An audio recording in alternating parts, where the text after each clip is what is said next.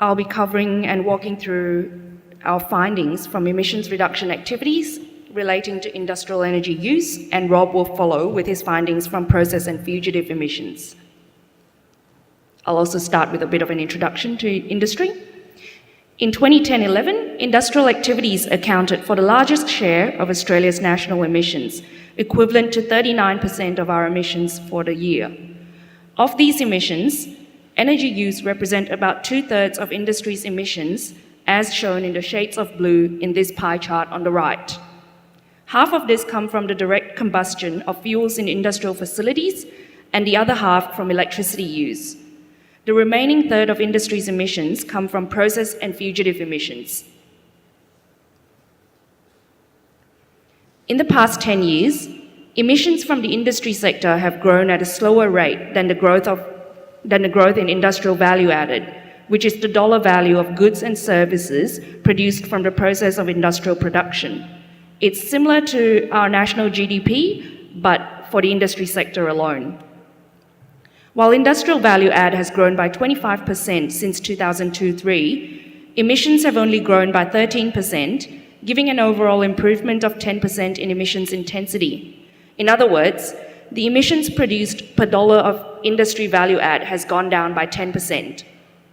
In particular, emissions from the industry sector have started decoupling from growth in industrial value add since 2007 and 8, as seen in the difference between the grey and dotted line on this graph.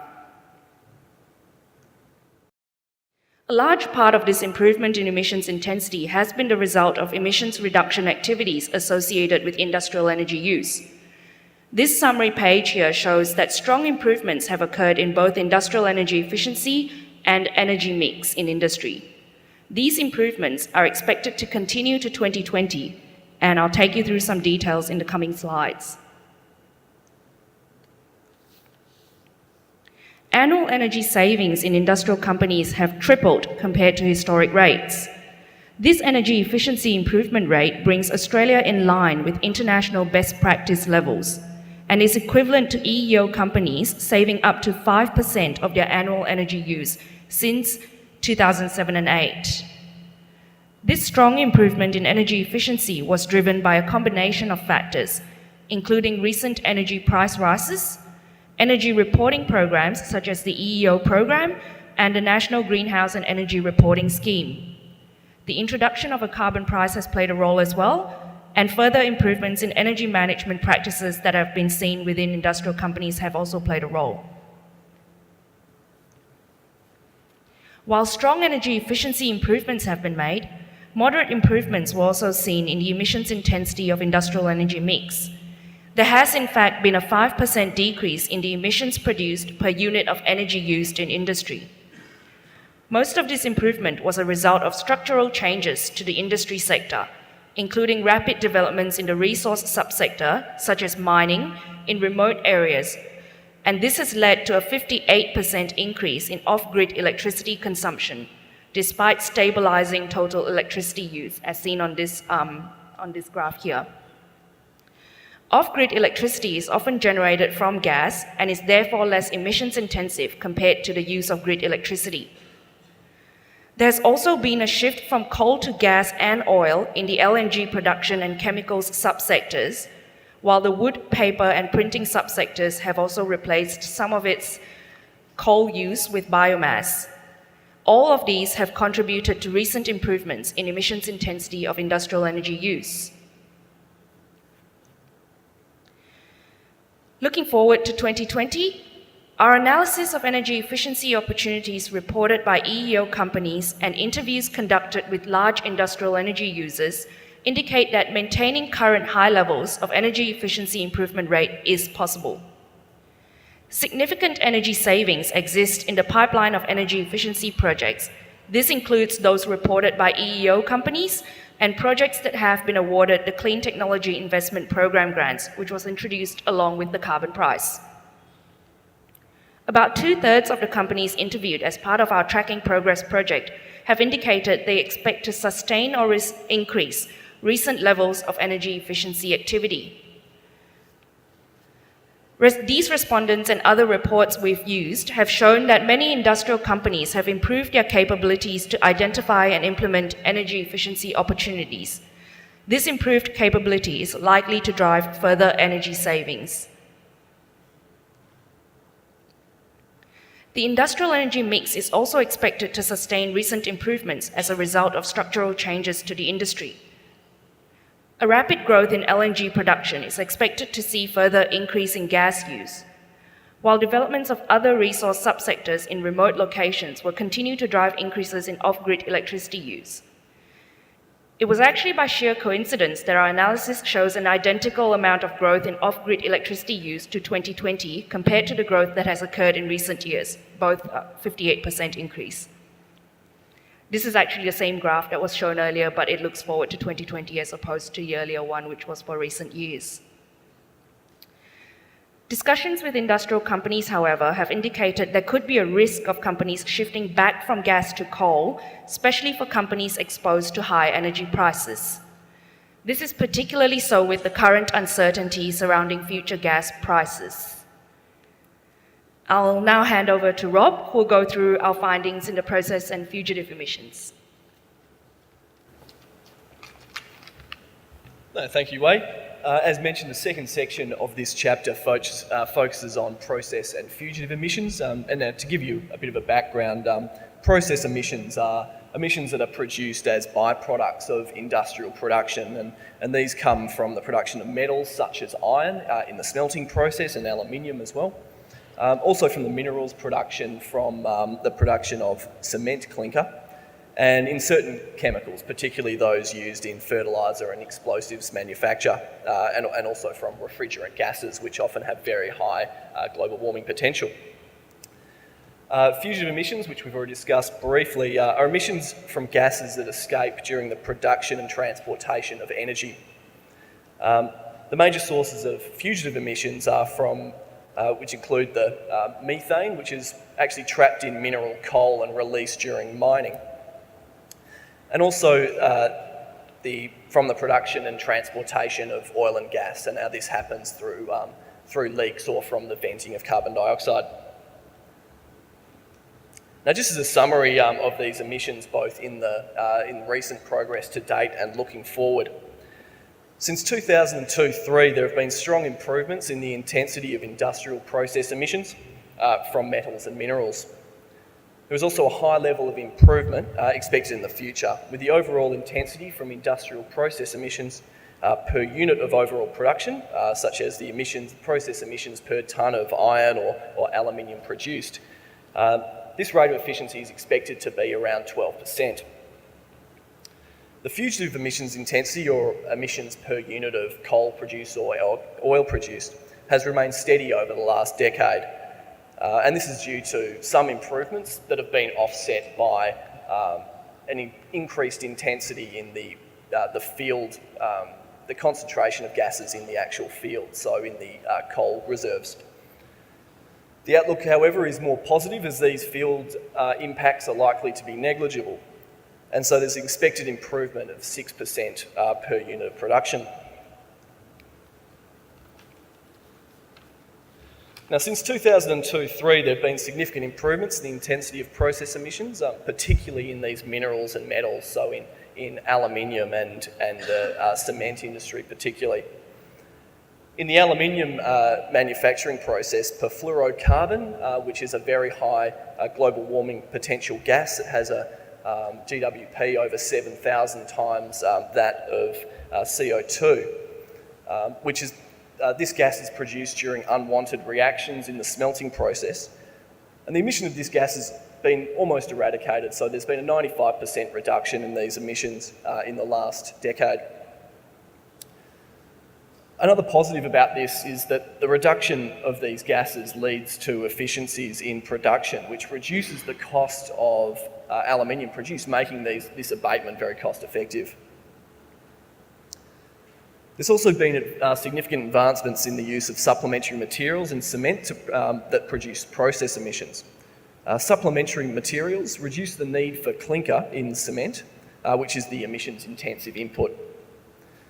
Currently, supplementary materials account for about 31% of cement production, and this is the level that is approaching best practice that's been identified in ClimateWorks research. These supplementary materials include slag, which is a waste product from the iron smelting process. And these can be very low cost and very cost effective substitutes, which means that emissions reductions can actually come at a low cost. Another area of improvement is the use of catalysts to mitigate nitrous oxide produced during the production of chemicals, generally the fertilisers and explosives that Amandine mentioned. And these catalysts convert the nitrous oxide effectively into air, nitrogen and oxygen. Several chemicals manufacturers across Australia are now piloting the use of these catalysts in production. And these improvements have already led to a 12% improvement in the intensity production of these chemicals. Fugitive emissions have increased significantly over the last decade, and this is due to the increased production of coal and gas.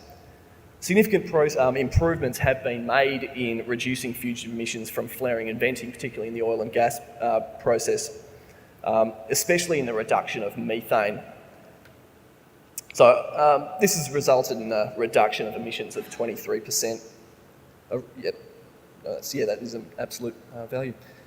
There's also been significant improvements in capturing methane from underground coal production, and this methane can actually be used as an energy source.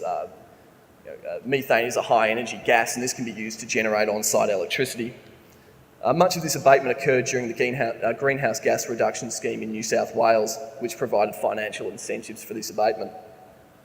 Despite these improvements, fugitive emissions intensity of production has remained steady, as due to that the field impact in mining in more gaseous regions, so in areas where the geology has a higher concentration of methane.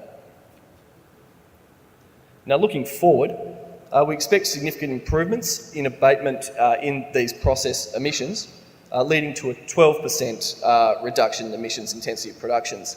Now, these improvements would capture nearly all of the potential that was identified in ClimateWorks' Low Carbon Growth Plan. The greatest improvements are expected to come from the further implementation of nitrous oxide abatement from the use of catalysts in production of chemicals. Reductions in emissions from cement are also expected to reduce significantly based on current trends and on track to reach best practice that's been identified in ClimateWorks research. You know, these are some examples of real success stories in the industrial sector that are often overlooked when we're reporting the overall emissions story, where emissions have risen through the period. Now, intensity of fugitive emissions is expected to reduce in the future, led by continued improvements again in the oil and gas production process. This includes ongoing improvement, reducing the methane in flaring and venting, but also now there should be a reduction in the CO2 released from venting as the planned carbon capture and storage at the Gorgon gas development is implemented. Based on current levels of adoption, it's expected there'll be a 5% reduction in emissions from coal mining as well, which is mostly from the capture of methane from underground mining to use as an on-site fuel source for power generation. Fugitive emissions from coal mining are quite similar, well, they're the same gases that are extracted in coal seam gas. So these have very high energy content and a very effective online fuel source. But despite the increase in abatement, high forecast growth in coal and gas production is expected to result in an increase in fugitive emissions, as shown in the graph on the right, where emissions is expected to increase by 59%. Although, as we can see, the intensity of that production will have increased 6%.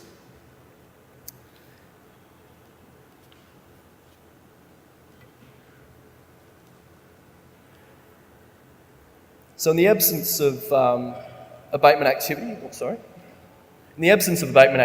emissions from industry would have expect to increase 37% to 2019-20, as we can see by the growth that we have in the stacked bar chart in the centre. Although if recent trends are sustained in abatement, this growth would be reduced by 27 megatonnes from the abatement identified. And the largest source of this abatement is expected to be energy efficiency, which is expected to deliver 15.4 megatonnes of abatement. Abatement from fusion and process emissions would contribute almost 12 megatonnes, and 9.7 megatonnes expected to come from improvements in emissions intensity of the grid electricity. So the industrial sector is on track to achieve the greatest level of abatement identified in this research, although there still are significant opportunities that remain in this sector. Significant opportunities remain in industrial energy efficiency, which can be delivered at low or negative cost due to the reductions in energy costs that come with these projects.